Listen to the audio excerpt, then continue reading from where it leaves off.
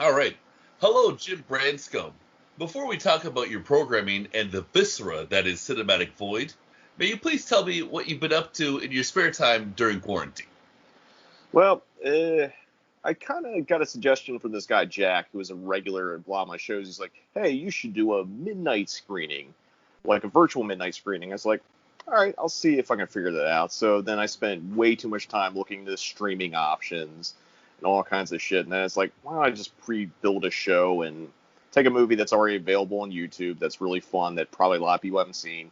I basically designed it like how I do my live or in theater shows. There's a pre-show, there's an introduction, there's a movie, that sort of thing. So I built it up like that, and it was just kind of a test to see if anyone would care. And audience response was really, really big for it.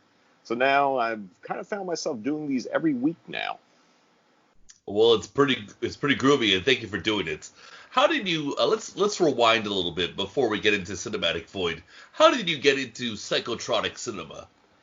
It, I think it started around middle school ish. The first movie that kind of got me on that path was a movie that traumatized me as a kid, which was Night of the Living Dead, mostly because I lived about a mile away from a cemetery.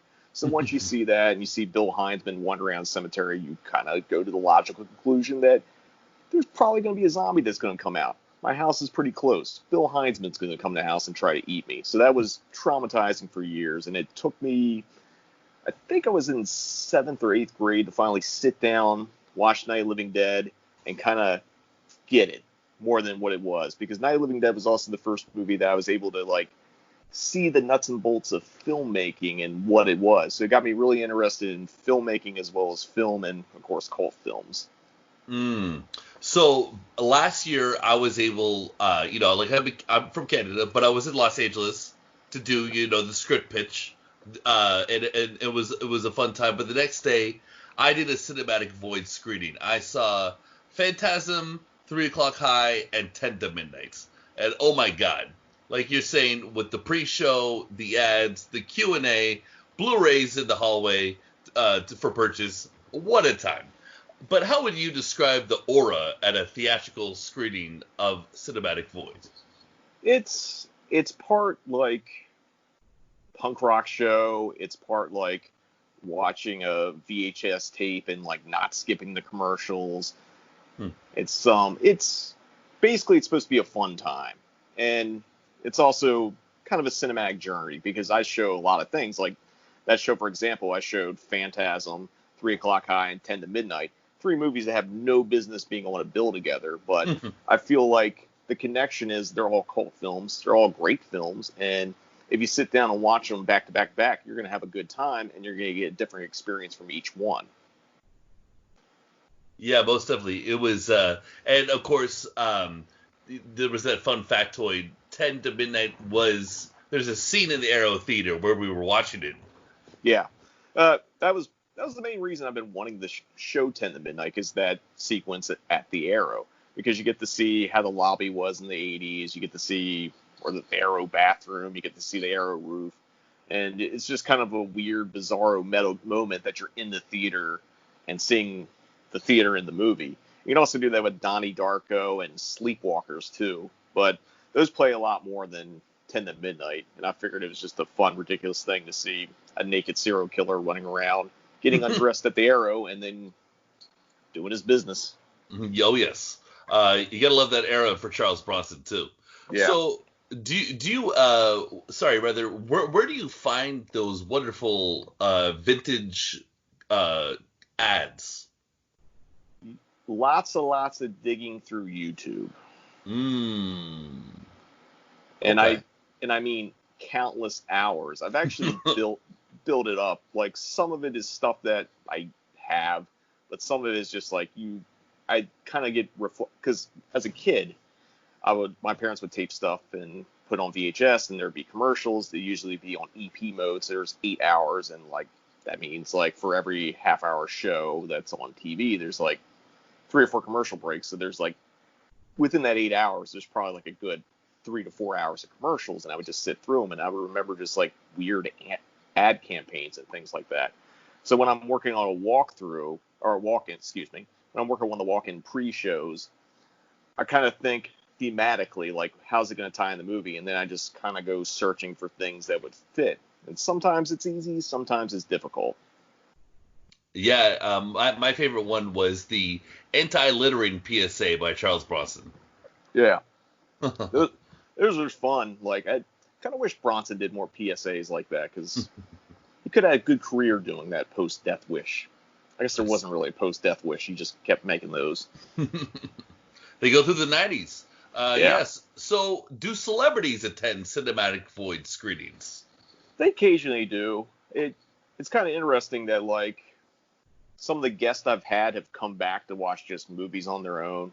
And, I mean, I live in Los Angeles, so it's a little easier for, like, celebrities to come out and watch stuff. Or then I also have occasionally, because even not at my shows, there's a lot of celebrities that come through the theater and are like, hey, you're the guy who showed this thing. That was really cool. Wish I could make it, but I was shooting something. It's like, yeah, tough luck, man. Yeah, definitely. So tell us about, give us a highlight reel. What were some of the best events that you've organized? Some of my favorite events aren't necessarily going to be other people's favorite events. Like, sure. I think early on, the show that made Cinematic Void become Cinematic Void was the third screening I did. It was Silent Rage, which is the Chuck Norris slasher. We had the screenwriter and producer out, and we were showing it at the Egyptian Theater. There's a smaller theater called the Spielberg that seats about 77, 80 people. Now, we can do 35 there, but it only has one projector. So even if you build up a print, you're going to have a reel break at some point. And without watching the film, we kind of like decided, like, we'll just do the first 2 reels and then we'll do the last 3 reels so that the break isn't like too late in the game. Unfortunately for Silent Rage, the reel break between 2 and 3 was in the middle of a bar fight. So one of the other programmers for the American Cinematheque named Grant Moniker was there. He's like, we got to keep the energy up because we don't want to lose the audience. So he fought Invisible Chuck Norris for a good 5 minutes while the projectionist was switching reels and just beat the shit out of him. I think I hit him with a 2x4.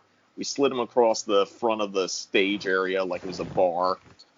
And that's kind of where Cinematic Void kicked off. But other favorite screenings, the first Halloween screening I did WNUF Halloween Special and Midnight Hour together. That was a lot of fun.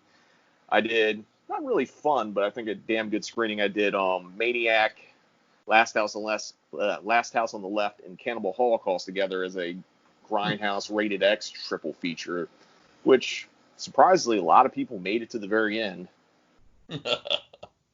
Well, was Cannibal Holocaust the last one? Oh yeah, I gave people, basically as the night went on, it got less fun because Maniac's a mean movie, but there's like some spirit of fun to it. Last House is pretty bleak, but you get like the parents getting revenge, and then Cannibal Holocaust is just nihilism. It is a very disturbing movie. I'm good having seen it only once. But Cannibal Ferox I can watch every week. I love Cannibal Ferox.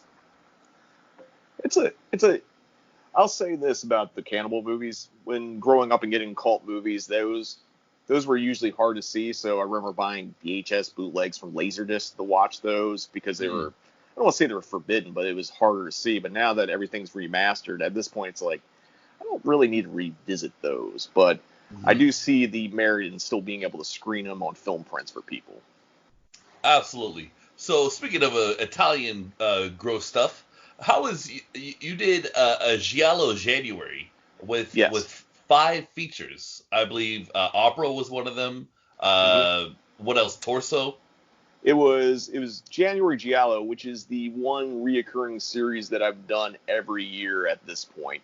Okay. This year was 5 films, all 35. It was Opera, A Blade in the Dark, Torso, Fulci's Black Cat, which is kind of the only suspect not so Giallo that was in there, and What Have They Done to Your Daughters?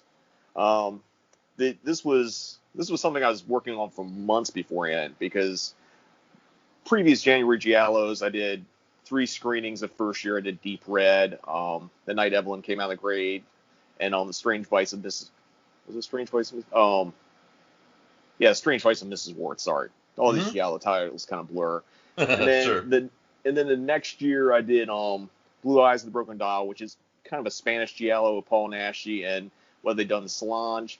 And then year 3 is when it kind of became big, even though I technically didn't really show many giallos in it. I did a Argento versus De Palma series where it's like Suspiria, Carrie, Inferno, Blowout, and Tenebrae, Dress to Kill.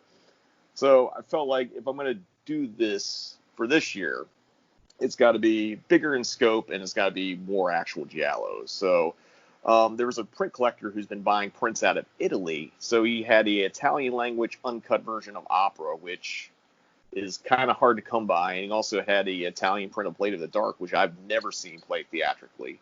It meant that I had to convince the theater to get a new live subtitling program. So we had someone in the booth that was doing subtitles live while we were playing those prints. Oh, it's man. it's one of the best screenings that I've been able to host, and it was like well worth it. That's incredible. And I believe didn't you play Tenebra and Dress to Kill with Nancy Allen in attendance? Yes, Nancy Allen came out for Dress to Kill. It's funny about that, the Argento versus De Palma series, or whatever you want to call it. It's like, Mm-hmm. I didn't think I would have a single guest, and then every night I had a guest. I had Barbara Magnolfi for Suspiria. Oh, wow. Irene Miracle came out for Inferno, and then Nancy Allen came out for Dress to Kill. Although she could have came out for any of the 3 De Palma movies because she's in all of them. And she actually revealed she was originally supposed to be the female lead in Inferno, but didn't want to do the underwater sequence because she had a phobia about drowning. Sure. Inferno is a very underrated movie. It's a very ambient movie for for a movie that's essentially people just walking around in rooms, I think.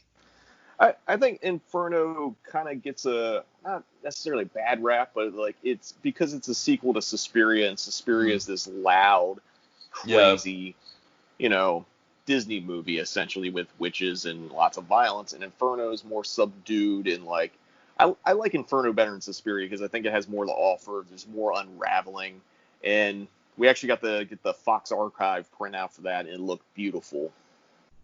One thing you said once that I thought was interesting was how important going to the cinema is. And obviously with COVID, some rep houses are not going to open back up. But can you make a case for why people should go theatrical and see these cool movies? Not necessarily Los Angeles, but we have a couple of rep houses in Ottawa. Just make a case for that experience.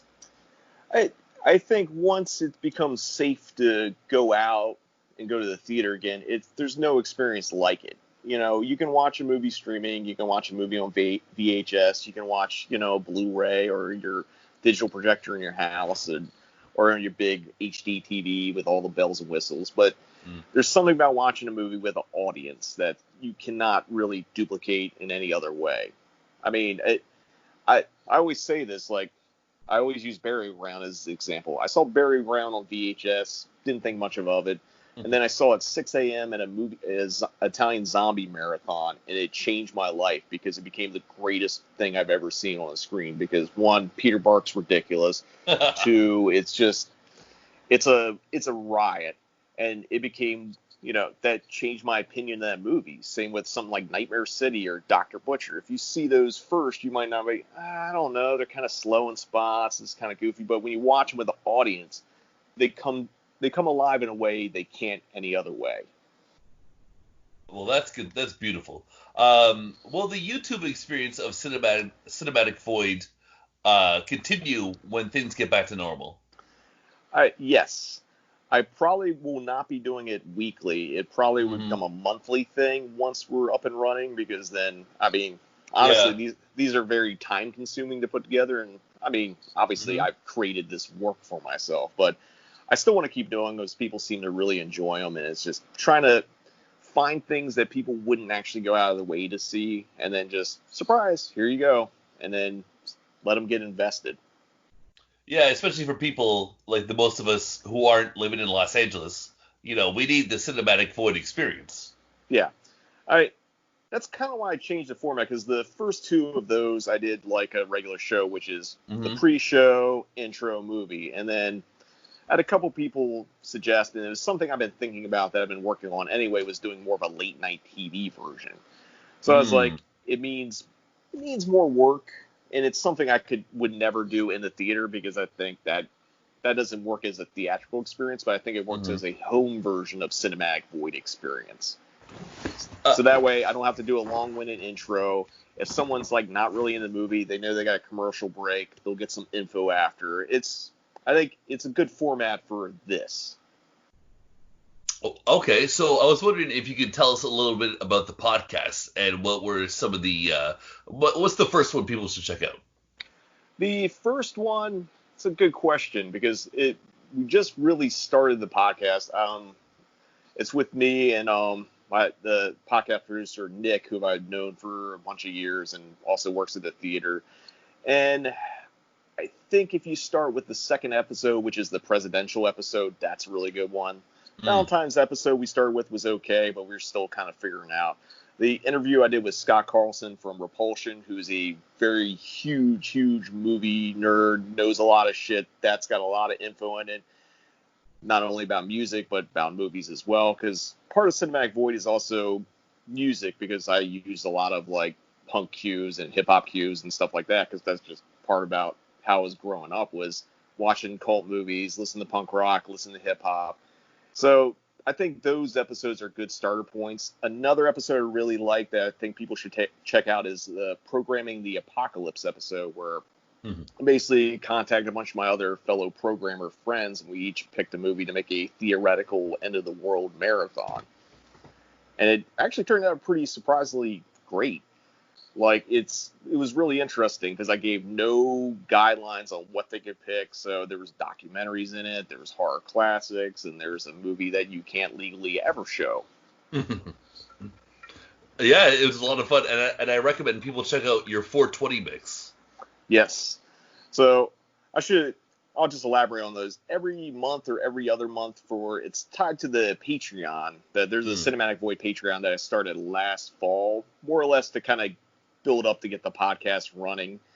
And because I wasn't having a lot of content and I felt like I was cheating people, I started building these AV mixes, and they work as two folders. One, I could put them on the homepage of cinematicvoid.com so I can get traffic there. And two, you give a digital download, and it's a cool thing to have, because those will never end up on YouTube for a lot of reasons. So you have a month to watch them on the website, and if you're on Patreon, you get one to keep. Well, there it is right there. Jim, thank you very much for your time. I really appreciate it. Is there anything else you would like to mention before I let you go? No, I guess if anyone's looking to watch the Cinematic Void screenings I do every Friday, they start at 8:30 p.m. Pacific time, which, depending on your time zone, you add or subtract hours, obviously. They're going to be every Friday from here till we are allowed to leave our houses. And if you want, join the Patreon. There's a whole archive of different AV mixes. I did one for Reagan era hardcore, so it's a lot of 80s presidential stuff and really good hardcore music. I did a Halloween mix. That was the first one I did in 2019. That's really good. Probably going to do another one of those for this year. And that's about it.